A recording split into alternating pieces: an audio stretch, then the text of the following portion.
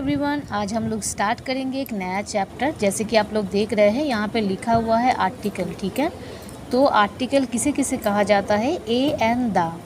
ठीक है, ये तीनों को आर्टिकल कहा जाता है। तो देखिए यहाँ पे हम लोग जो आज नया सीखेंगे वो है आपका यूजेस ऑफ एन। तो एन का इस्तेमाल कहाँ कहाँ किया जाता है ये आज हम लोग सीखेंगे। ठीक है, देखिए यहाँ पे और एक मतलब यहाँ पे हाईलाइट करके दिया गया है डिपेंडिंग ऑन साउंड। इसका मतलब क्या है? मतलब एन जो आर्टिकल है उसका यूज़ हम लोग कैसे करेंगे।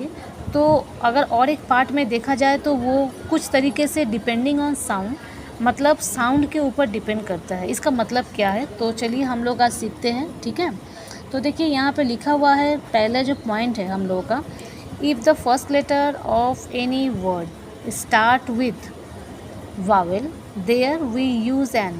ठीक है, इसका मतलब क्या है? जैसे कोई वर्ड है, आपको एक वर्ड दिया गया है, ठीक है, उसका पहला लेटर जो है तो वो किससे शुरू हो रहा है? वावेल से हो रहा है या कॉन्सोनेंट से हो रहा है? ठीक है, उसके ऊपर डिपेंड करके हम लोग ए एन दा का यूज़ करते हैं। तो यहाँ पे पहले लिखा हुआ है कि अगर कोई वर्ड का पहला जो लेटर है, ठीक है, तो वो अगर वावेल से स्टार्ट होता है तो हम लोग उस वर्ड से पहले एन का इस्तेमाल करते हैं। ठीक है, देखिए यहाँ पे एक वर्ड है आपका, शायद आप लोग देख पा रहे हैं, यहाँ पे एक वर्ड लिखा हुआ है। क्या वर्ड है? एरोप्लेन। ठीक है, इसका जो पहला लेटर है वो वावेल है, ए। हम लोग पहले ही सीखे थे AEIOU, तो इसे वावेल कहा जाता है। और ये वर्ड का पहला जो अक्षर है, मतलब वर्ड ऑलरेडी जो है अक्षर, ये ए है, मतलब ये वावेल है। तो इसीलिए ये वर्ड से पहले किसका इस्तेमाल किया गया है? एन का, राइट। ठीक है, अब देखिए और एक वर्ड ले लेते हैं। यहाँ पे लिखा हुआ है एप्पल। तो ये एप्पल का जो फर्स्ट लेटर है तो वो हम लोगों का वावेल है। ठीक है, इसीलिए ये जो वर्ड है एप्पल, इसका पहले किसका इस्तेमाल किया गया है? एन का इस्तेमाल किया गया है। ठीक है, देखिए यहाँ पे जो सेकेंड पॉइंट दिया गया है वो है, if the first letter of a word start with consonant but the pronunciation is vowel there we use an। ठीक है, इसका मतलब क्या है?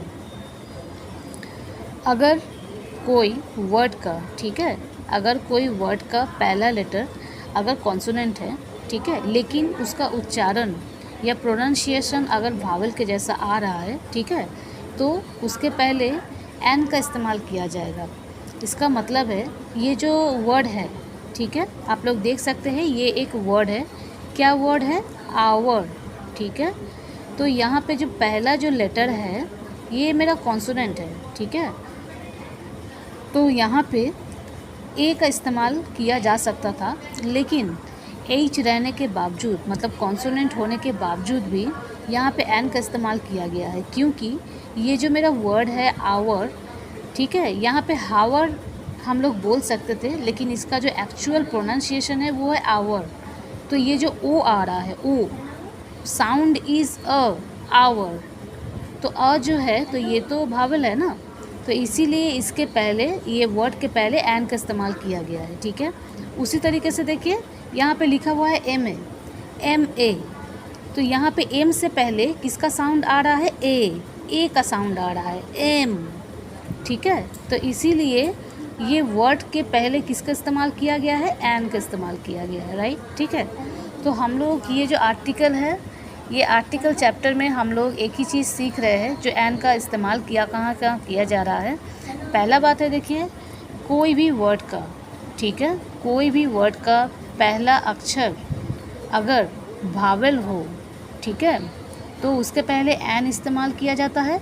और सेकंड जो है कि कोई भी वर्ड का पहला अक्षर अगर कॉन्सोनेंट हो, लेकिन उसका जो साउंड अगर वावेल के जैसा आ जाए, तो हम लोग वो वर्ड के पहले हम लोग एन का इस्तेमाल करते हैं। ठीक है, क्योंकि हम लोगों को पता है हमेशा वावेल के पहले एन का इस्तेमाल किया जाता है और कॉन्सोनेंट के पहले ए का इस्तेमाल किया जाता है। ठीक है, लेकिन कभी कभी साउंड के ऊपर डिपेंड करता है कि ये जो साउंड है, मतलब ये वावेल के जैसा आ रहा है या कॉन्सोनेंट के जैसा आ रहा है। ठीक है, तो उसके ऊपर डिपेंड करके, मतलब साउंड के ऊपर डिपेंड करके हम लोग ए एन दा का इस्तेमाल किया जाता है या ए एन दा यूज़ किया जाता है। ठीक है।